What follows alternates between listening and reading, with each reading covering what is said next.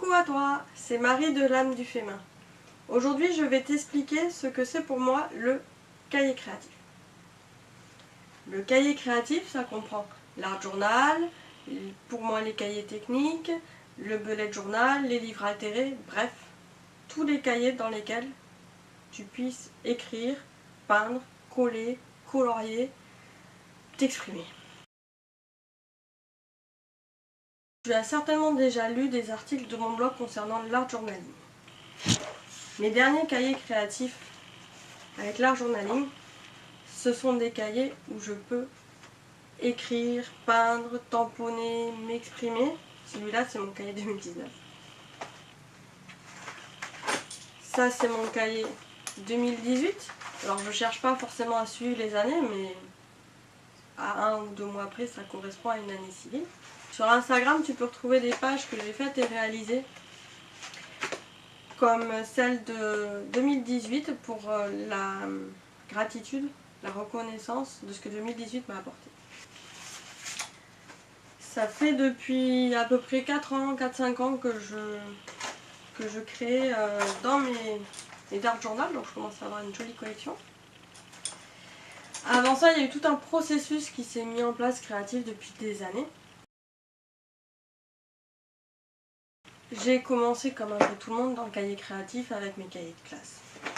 Ici, je regroupais le best-of, on va dire, de mes créations pendant mes années scolaires. Donc là, on a des images de manga, des personnages, des ratures, de la calligraphie, parce que j'aime beaucoup tout ce qui est encre, sauf qu'à l'époque, je ne connaissais pas encore les encres en spray, les coulures, les dégoulinures et la patouille. Le cahier créatif, c'est également pour moi des cahiers par thématique. Donc j'ai 3 cahiers canson à feuilles blanches, avec chacune une thématique différente. Je vais te les expliquer. J'ai d'abord le cahier d'essai, dans lequel j'essaye simplement mon matériel, mes tampons. Il est créatif parce que quand j'ai un essai qui me correspond, que j'aime, et ben je vais simplement le découper. Donc tu vas voir que j'ai des feuilles découpées, déchirées parfois, où j'essuie mes pinceaux, où j'essaye simplement. Ça va me permettre d'explorer avant de vraiment me lancer sur une page. Il y a de quoi faire. Un cahier technique dans lequel je vais consigner toutes les techniques ou tous les rendus que j'ai en fonction des différents matériels que j'ai. Ça va des couleurs de tampons aux différents médiums, différentes couleurs, différentes façons de les appliquer. Et là, j'avais fait un article sur l'effet résiste avec les différentes façons de le faire. J'ai consigné simplement dans mon cahier créatif tout pour m'en souvenir. Et enfin, un dernier cahier. Comme tu peux le voir, ça ressemble à un art journal. En fait, c'est mon premier art journal que j'ai appelé Libre Expression, parce que je ne connaissais pas le terme art journal. Dans lequel, patouille, tampons, différentes idées, techniques qui me sont venues parfois au fur et à mesure de la création. Voilà. Plein de choses à explorer. Pour moi, un cahier artistique peut prendre différentes formes. Il n'est pas obligé de se cantonner à un simple cahier avec des pages blanches à l'intérieur. Donc, je te présente mon dictionnaire de CM2 qui me sert maintenant surtout à essuyer mes pinceaux et ensuite à laisser libre cours à différentes techniques. Donc là, c'est un bel essuyage de pinceau. Ça me permet d'avoir des gestes plus amples, de ne pas gaspiller ma peinture et de ne pas gaspiller ma peinture. Je peux aussi bien le découper que m'exprimer. J'ai des coups de gueule, j'ai des choses comme celle-ci où ça m'a permis de détendre le geste, de ne pas réfléchir. quelque chose d'intuitif. C'est un livre que je considère sans jugement dans ce que je fais. Je cherche pas forcément quelque chose d'esthétique. Parfois oui, parfois non.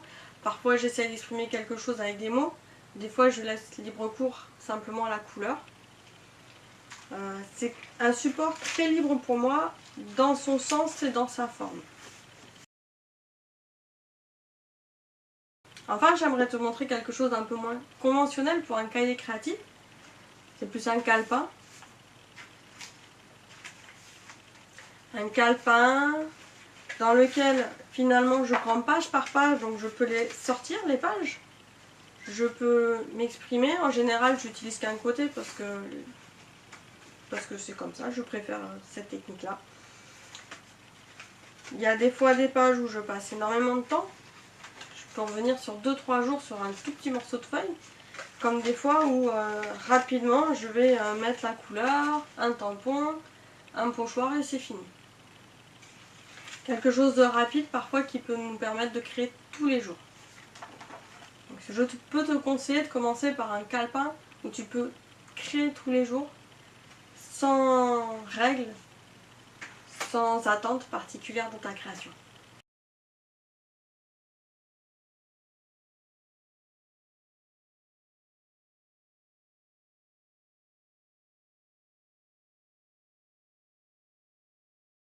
Enfin, j'aimerais finir la présentation des cahiers créatifs par le bullet journal. Si tu as lu mes derniers articles sur mon blog L'Âme du fait main, tu remarqueras que j'ai commencé cette année en 2019 un bullet journal sous sa vraie forme, parce que j'ai acheté le bouquin pour savoir comment on faisait. J'avais un peu peur de perdre du temps sur la création artistique de mon bullet journal et que cela ne serve pas son contenu et surtout le pourquoi de sa création qui est un outil pour moi d'organisation. J'ai donc choisi de prendre ma jelly plate, de mettre de la peinture, des encres dessus pour faire les fonds. Et ensuite à l'encre de Chine, j'ai écrit les grands chapitres de mon bullet journal. Cela reste assez sobre pour le moment. Je verrai par la suite si j'enrichis ou pas le côté artistique de ce journal. Comme tu peux le voir, j'ai commencé la partie report quotidien de mes actions, qui reste assez sobre, hein, avec un stylo noir, un feutre de couleur, juste pour mettre en valeur l'essentiel.